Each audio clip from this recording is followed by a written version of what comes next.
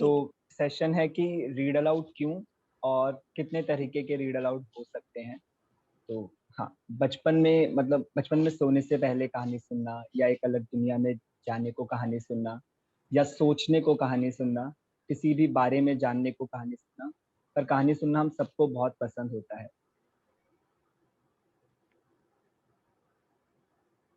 एक सेकंड बस, कुछ मुश्किल।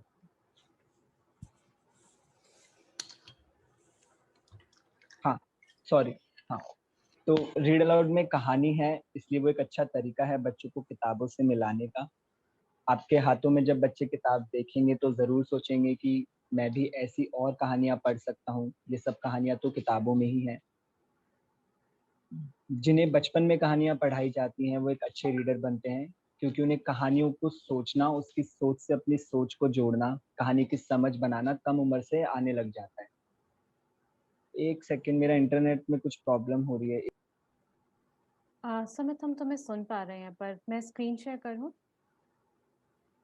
आप म्यूट पर हैं। हाँ, बिल्कुल। आपकी आवाज़ बिल्कुल क्लियर आ रही है, तो आप हुँ, कंटिन्यू कर सकते हैं। हाँ, तो हाँ, जिन्हें बचपन में कहानियाँ पढ़ाई जाती हैं, वो एक अच्छे रीडर बनते हैं, क्योंकि उन्हें कहानियों को सोचना, उसकी सोच से अपनी सोच को जोड़ना, कहानी की समझ बनाना कम उम्र से आने लग जाता है। और रीड अलाउड टीसीएलपी में हमारे लिए बहुत काम किया है, इतने सालों से हम रीड अलाउड कर रहे हैं और हम वो देख पाते हैं कि रीड अलाउड ने हमारे लिए टीसीएलपी में बहुत काम किया है।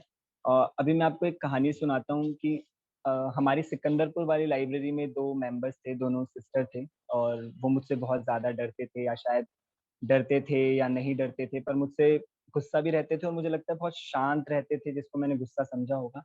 पर मेरे हर रीड अलाउड में वो ज़रूर आते थे। उन्होंने कभी मुझसे बात नहीं की है, बट वो हमेशा मेरे हर रीड अलाउड में आते थे और रीड अलाउड को सुनते रहते थे। कई बार मैं कोशिश करता था उन्हें इन्वॉल्व करने की, बट वो कम हो पाते थे। बट ऐसे ही करते-करते एक दिन उन उसमें से एक बच्ची आई, दोनों बहनों में जो छोटी बहन थी वो मेरे पास आई किताब लेके। उनको ग्राफ़िक्स पढ़ना बहुत पसंद है, उसमें पिंकी वाली ग्राफ़िक्स वो लेके आई मेरे पास और बैठ के मुझे वो एकदम से सुनाने लगी कि सर मैं आपको कहानी सुनाती हूँ आज। और उन्होंने मुझे कहानी सुनाना शुरू किया और वो इतने आराम से और इतने कंफर्टेबली कहानी सुना रही थी कि मुझे रियलाइज़ हुआ कि अच्छा, वो रीड अलाउड में बोल नहीं रही थी, बट वो हमेशा उस रीड अलाउड को सुन रही थी और समझ रही थी। तो और हमारी लाइब्रेरी में 100 किताबें पढ़ने वाली पहली मेंबर भी उनमें से उनकी बड़ी बहन बनी थी। तो हाँ, रीड अलाउड काम करते हैं। और अब मैं आपको 5 तरीके के रीड अलाउड्स के बारे में बताऊँगा।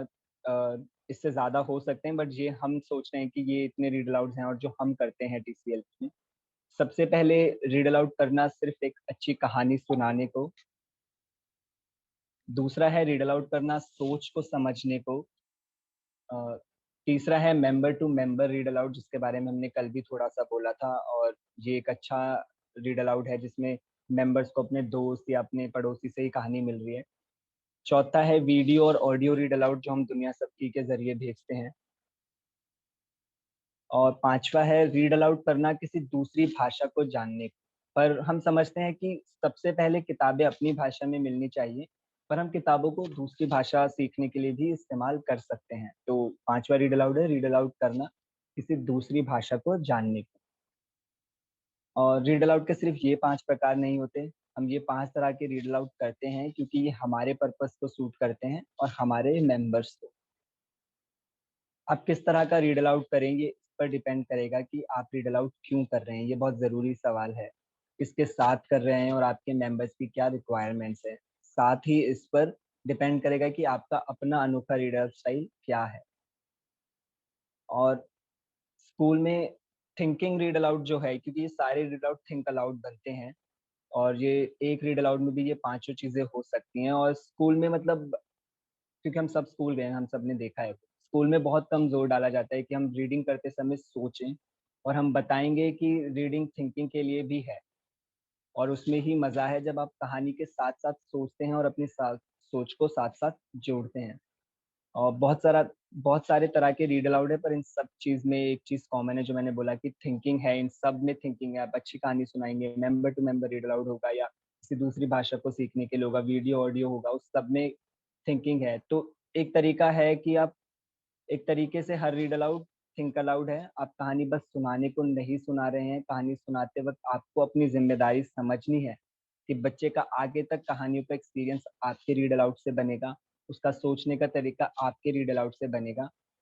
अ, ऐसा नहीं है सब अलग-अलग तरह के हैं, ये सारे रीड आउट एक रीड अलाउड में हो सकते हैं। प्राची मैम ये हो गया है। That's great. सुनो, थैंक यू, आपने ये इसको इतने अच्छे से एक्सप्लेन किया। आई थिंक एक बहुत यूज़फुल प्रैक्टिस रहेगी अगर हम आपने अभी जो हमें बताया हम उसके बारे में थोड़ी डिस्कशंस भी कर सकें। तो हम लोग उसके लिए कुछ ब्रेकआउट रूम्स में जाएँगे, कुछ छोटे ब्रेकआउट रूम्स में जाएँगे डिस्कशंस करने के लिए।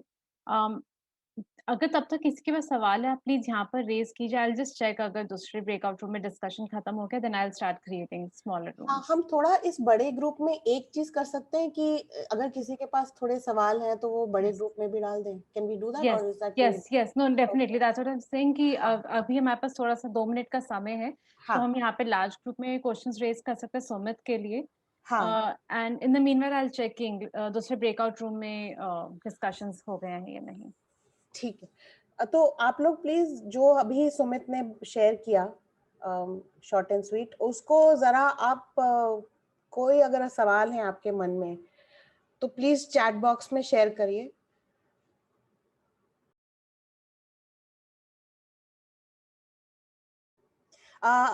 पूछा गया है what purpose does an audio read aloud serve. ये ऑडियो रीड अलाउड हमने एक्चुअली इसीलिए करना शुरू किया था लॉकडाउन के टाइम पे।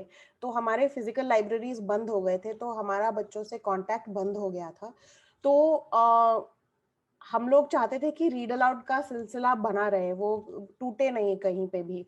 तो इसीलिए हमने दुनिया सबकी नाम का एक ऑनलाइन लाइब्रेरी शुरू करने का सोचा, जो जिसके बारे में लंच के बाद और चर्चा होगी। लेकिन सबसे बड़ा चैलेंज ये था कि हम चाहते तो थे कि वीडियो बनाए और ये करें वो करें और व्हाट्सएप के थ्रू भेजें, लेकिन इसमें जो इंटरनेट बैंडविथ होता है या डेटा होता है, हमारे कम्युनिटी में तो बहुत कम डेटा, क्योंकि बहुत एक्सपेंसिव होता है, बड़े पैसे लगते हैं बहुत सारा डेटा लेने में, या इंटरनेट एक्सेस कहीं पे कम है, तो उसमें वीडियो से बेहतर ऑप्शन होता है ऑडियो।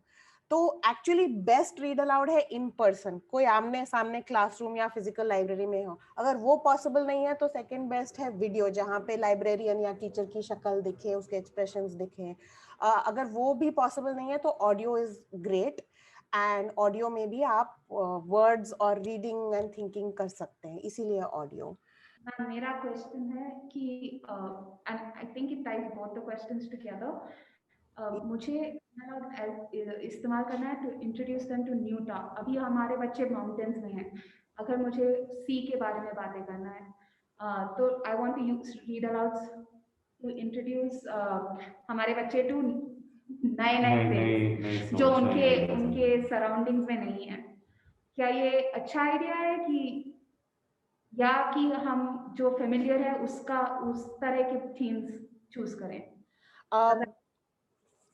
नो इट्स ये बहुत ही इम्पोर्टेंट सवाल है, और ये किसी भी एंगल से बुरा सवाल नहीं है। मैं आपको ये भी बता दूं कि जो प्रकाशक हैं, जो किताबें छापते हैं, उनको लगता है कि अगर हम पहाड़ी बच्चों के लिए किताब छापेंगे तो क्या हम उसमें समुंदर की बात डाल सकते हैं, और वो ऐसे सवाल लेके हमारे पास आते हैं, क्योंकि हम लाइब्रेरी चलाते हैं। और हमारा आंसर हमेशा यही होता है, हर बच्चे को हर टॉपिक के बारे में हर किताब मिलनी चाहिए, चाहे वो पहाड़ में हो और समुंदर के बारे में जानना चाहते हो, या रेगिस्तान के बारे में जानना चाहते हो, या जापान के बारे में जानना चाहते हो।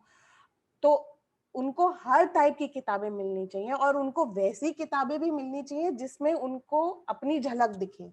दोनों बातें जरूरी हैं। क्योंकि बहुत बार होता है कि आप खुद सोच लीजिए, जब आप लोग बच्चे थे या अभी भी, आपके बच्चों की तरह या जहाँ पे आप रहते हैं, कितनी कहानियां मिलेंगी आपको किताबों में? बहुत कम शायद। और ये एक्सपीरियंस हम में से कई लोगों ने एक्सपीरियंस किया है कि जिस कम्युनिटी में हम रहते हैं, काम करते हैं, जहाँ से हमारे बच्चे आते हैं, उनके बारे में बहुत कम कहानियां होती हैं। तो वो अपनी झलक किसी किताब में नहीं देख पाते हैं, तो ये भी जरूरी है। लेकिन ये भी जरूरी है कि जो अभी उनके सामने नहीं है, जो बहुत बड़ी दुनिया है बाहर, और उस दुनिया में जो आइडियाज हैं और बहुत जो मजेदार चीजें हो रही हैं या कुछ सोचने वाली बातें हो रही है, उनको वो भी उनको मिलना चाहिए। मैं एक आपको बताऊंगी एक्सपीरियंस जो हमारे लाइब्रेरी में हुआ है।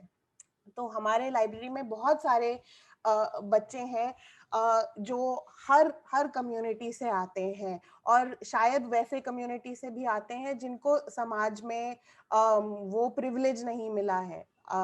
तो उनके साथ हम शुरू में जो अमरीकी जो ब्लैक राइट्स मूवमेंट या African American civil rights movement के बारे में जो किताबें, सुंदर, बेहद सुंदर, तो एक तो दिखने में सुंदर, बच्चों को वो किताब देखते ही अच्छा लगता है, अरे ये तो बड़ी अच्छी किताब है, कितने अच्छे इसमें चित्र है, पेपर इतना अच्छा है। तो उन किताबों के थ्रू जब हम अमेरिकी सिविल राइट्स मूवमेंट के बारे में बात करते थे, तो वो उसमें भी अपनी झलक देखते थे कि अच्छा, इन्होंने अपने हक के लिए लड़ाई ऐसे की, हमको भी ऐसे फील होता है कि कभी कभी हमारे समाज में हमारे हक छीने जा रहे हैं, तो शायद हम भी। और उसके बाद जो डिस्कशन होती थी क्लासरूम में, तो as educator and teacher and librarian, आपका ये जॉब है कि जो भी किताब आप पढ़ रहे हैं उसकी आप सोच लिए आप एक ब्रिज बना रहे हैं, उस किताब में बताई गई बात या कहानी और बच्चे के बीच में, वो ब्रिज बनाना आपका काम है। क्योंकि अगर वही अमेरिकन सिविल राइट्स वाली किताब आप ऐसे ही पढ़ के सुना दें और बिना किसी डिस्कशन के या बिना किसी उनको उनकी सोच वाली बटन को ऑन किए, तो वैसे ही घर चले जाएंगे, उनको कोई फर्क ही नहीं पड़ेगा कहानी पढ़ी नहीं पढ़ी।